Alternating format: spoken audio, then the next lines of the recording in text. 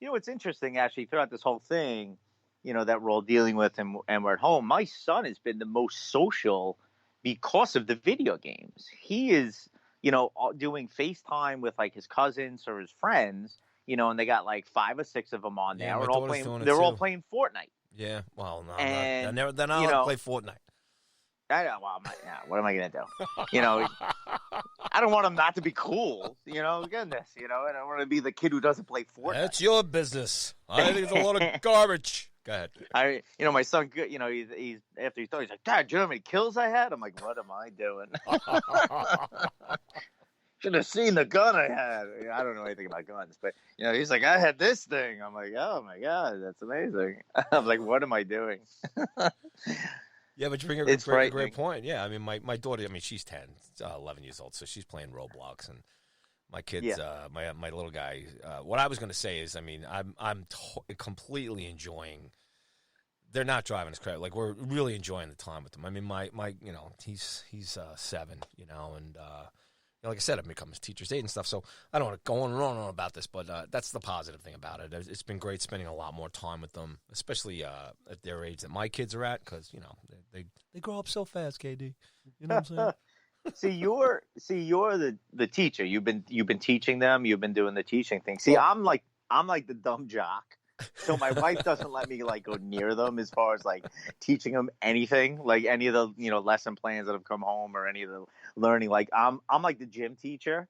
Like, it's like go outside and play with them. So it's been like nonstop sports. Like I'm falling apart. Like I don't think I'm gonna get through this in one piece. Not because of the virus, because like I'm out playing sports all the time. I'm so sore.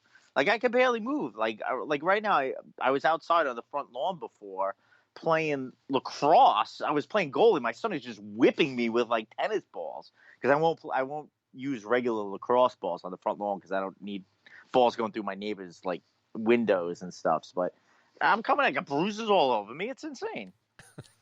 Good for you. Make it tough, KD. No, it's crazy. I mean, trust me, I love it. I mean, you get, like you said, you get extra time with the kids and it's all fun and whatnot. But man, I'm like check 43 back in 2 now. months. I can't hang with this anymore.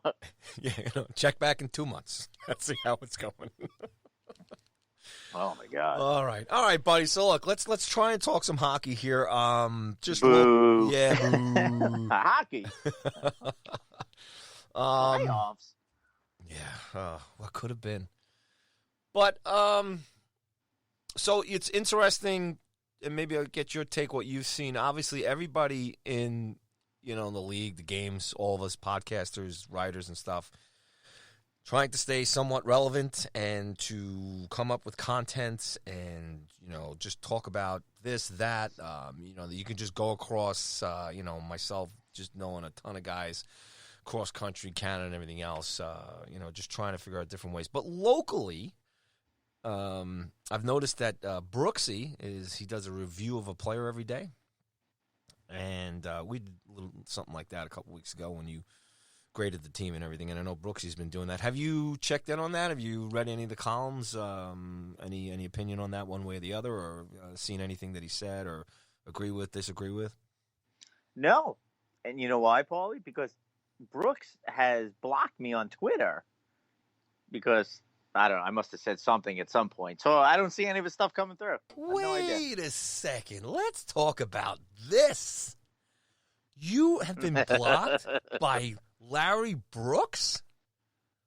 Come on, you got to think. A long time ago. You got it. All right, so I need you to go back. I don't even remember. I need you to go back. I need you to start thinking. What happened? No, I seriously, I don't even remember. I mean, I'm sure I said. I'm going to DM him right now. I'll DM him right now. Send him a DM. Ask him what is up. You know what's funny? I'm blocked by him. I'm actually blocked by Sean Avery, who I love. I have no idea why I'm blocked by him. You're not cool enough, I don't think I've KD. ever said a bad word about him ever. Maybe you're he not thought cool I was enough. I think maybe he thought I was like too stalkerish, maybe, and he was like, I need to cut this off. But blocked by him. Send him a shirtless picture, buddy, and you're back on. Holding up something he drinks or smokes or something.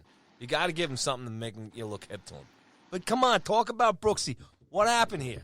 No, I seriously, it happened so long ago I must have killed him for some rumor that didn't come true or something.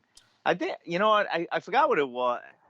I Well, can't give me remember. It something. was What is something Brooksy has said in the past that has maybe just made you throw something at the wall? no. It was funny. I never really had an issue. Look, he has more of a he's more on the pulse of what the team is doing than any of the other beat writers. Who's ever feeding him stuff, he's usually right. But on the one thing, I forgot what he was on, and I think I was killing him for it. Wow, I can't even remember. This is terrible right now because it really has been so long. There's been so many beers and White Claws ago that that part of my brain is probably like dead right now. But I can't remember. But I was definitely ripping him on like some type of trade rumor that he said that was probably like, this is the most ridiculous thing I've ever seen, and it's all about clicks and blah blah blah. And I'm sure he gave me the old blockage. That's kind of funny coming from a guy who created a blog who was dependent on clicks. Oh yeah, no, yeah. Well, I think that was probably what I was doing. I was probably trying to create some type of controversy, with him to get clicks for myself. Uh-huh. So I'm assuming that's probably what was going on, if I remember correctly. Any other Rangers that block you, who want nothing to do with you? I mean, I need to know this, man. I have. I mean, if we're looking to, I mean, what about? I mean, if I want to get Mark Hardy on the show, are you okay with Mark Hardy? Are you on good terms with him? I have no issues with Mark Hardy. I do have a great story, Paulie, and there's, I think, 3 people who know this, and these are the guys who used to work with me on the New York Rangers blog. This is a good story, Paulie. All right. I don't even know if I'm allowed to tell this story. Uh-oh. We are live now. I mean, I could edit later, but we are live. That is true. This is some story. So, back in the New York Ranger blog days, I would try to make my recaps funny, and I wrote something in there. I don't know. I don't remember why. It must have been something that was going on, and I wrote something along the lines of, Brad Richards must have had like a prostitute last night because he played so well. Something like that, right? I don't know why I wrote that. My Lord, oh, Kevin, please. So I don't remember why I wrote that. There must have been something to it. And there must have been something going on with somebody else who got caught with a prostitute. So maybe I used that as something for Brad Richards. So the next day, I get a call on my phone, on my cell phone, from a weird number. And I'm like, what is this? And I pick up, and the person is saying that they're Brad Richards' agent. And that, I better take this down off the blog, or they're going to like sue me for libel or something like that. And I'm like, wait, what? I was like, it's a joke. He's like, his family sees this, and, he sees this stuff. And I was like, the only thing that came to my mind was, wait, he reads the blog? I was like, this is amazing. So, like, I felt awful about it, to be honest. Like, sometimes, like, when you're, you've been doing this for a while and you get into it and you're just writing about it and you forget, and I say it on this podcast sometimes, you forget that they're people, and that they have like family and this and that, and maybe they don't get it. You never forget that they're people. You never forget on this podcast. Well, I don't try and bury Kako and forget about it. Oh, these people too, Well, but back then it was all about clicks. So yes, okay. All right. So like I was like, all right, let me figure it out, and I hung up, and I was convinced it was one of my friends. Oh, okay. So I like called up all my friends because I'm like, Brad Richards' agent calling me, like 6 phone calls later. Yeah, like how? Oh no, you know what it was? I'm sorry, he didn't call me. He sent me an email. That was right. I'm like, how did he get my phone number? He said, that's right. He sent me an email. This is how long it was. So long ago. He sent me an email. So then I definitely thought it was one I'm like, oh, my buddy's sending me something from work, or had one of their people say.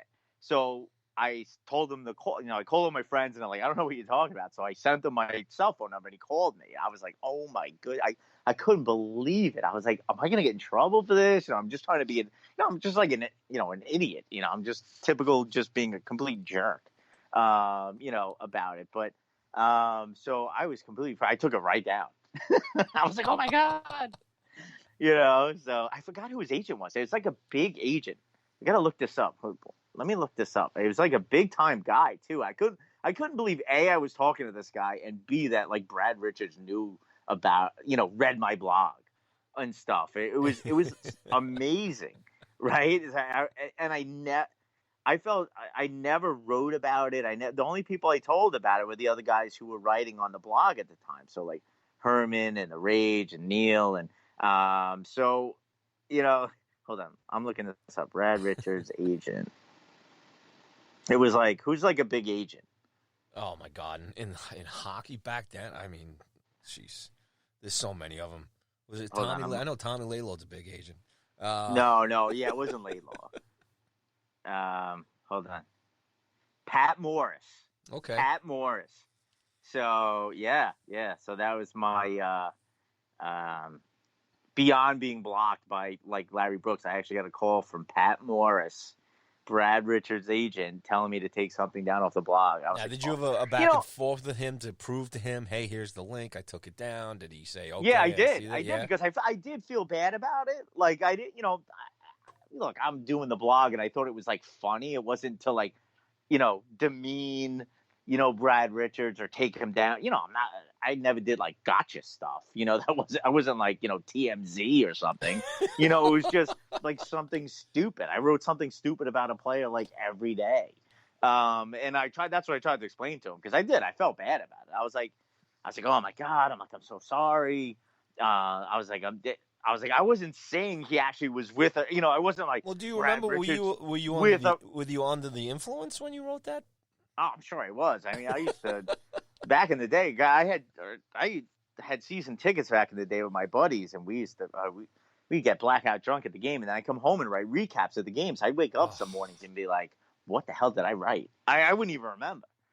But I did feel bad, because I was like, I wasn't putting out there like, oh, he was with a prostitute last night. That's what somebody told me. I was like, now was Brad one of your favorite players? I'm sure I killed him, because he definitely didn't have like a great career with the Rangers. Although the Rangers played very well when he was with the organization. I was so going to say, I mean, he did, Well, I mean, ask you what your take was on Brad when they went to the Cup. He was like on the fourth line. They were paying him how much money to play on the fourth line. But and then he went the next year and won with Chicago, I think it was. Or? And then they bought him out. Yeah, they bought him out. But yeah, so that was insane, because I did feel bad, because the reason for it was to be funny, and I wasn't like, oh yeah, he gets prostitutes, but like that the agent was like, well, people are gonna think he now gets prostitutes. I was like, I don't really think they will. People know I'm a jackass.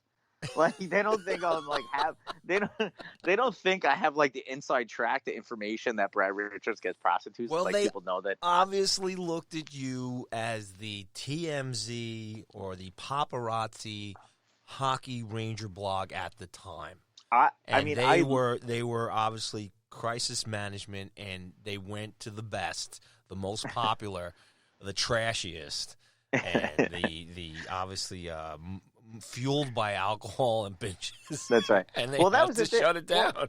Well, that's the thing. Like, I have like no inside knowledge to anything ever on, and I always get messages from people like, what are you hearing about this? I'm like, what am I hearing about what? I'm like, I hear nothing. Who am I? I'm like in my basement writing a blog. Like, what am I hearing? I'm not hearing anything. Who am I calling? I can't call Larry Brooks. He freaking blocked me. Avery won't talk to me either. That's right. I can't call Pat Morris. He thinks I'm saying all of his clients are sleep with prostitutes. Fuck. Well, let's speaking of all right, so I got to find out why he blocked Larry Brooks. I'll hit him up. I'll see what's going on. What's going on? What, are you friends with Larry? I know Trader.